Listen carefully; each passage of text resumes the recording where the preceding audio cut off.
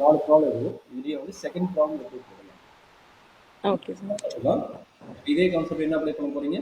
Second question என்ன கேட்டிருந்தா integral 0 to infinity infinity x square dx by x. Whole square equal to evaluate கேட்குறோம். Equal to என்ன என்ன பண்ணலாமா? Any idea? சார் இப்போ இங்க சொல்லுங்க. நீங்க சொன்ன கான்செப்ட் கரெக்ட் சொல்லுங்க. என்ன வருதுன்னா சொல்லுங்க.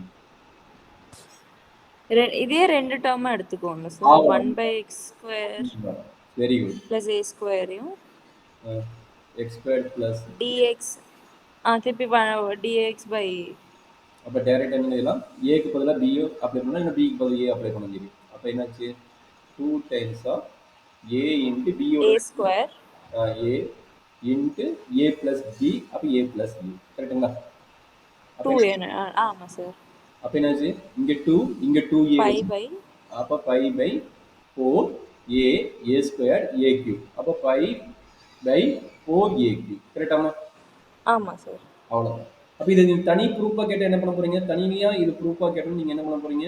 கேட்டா சார் நீங்கள் அதே மாதிரி அங்கே நம்ம இ பவர் மைனஸ் ஏஎக்ஸ்னு எடுத்த மாதிரி இ பவர் மைனஸ்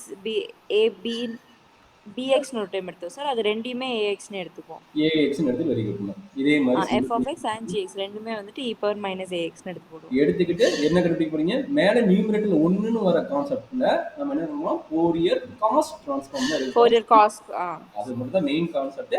மற்றபடி நம்ம ப்ரீவியஸ் ப்ராப்ளம் என்ன போடுறோமோ அதே ஐடியா தான் நம்ம ரன் பண்ண போறோம். வேற பெருசா எதுவும் இல்லை. ஓகே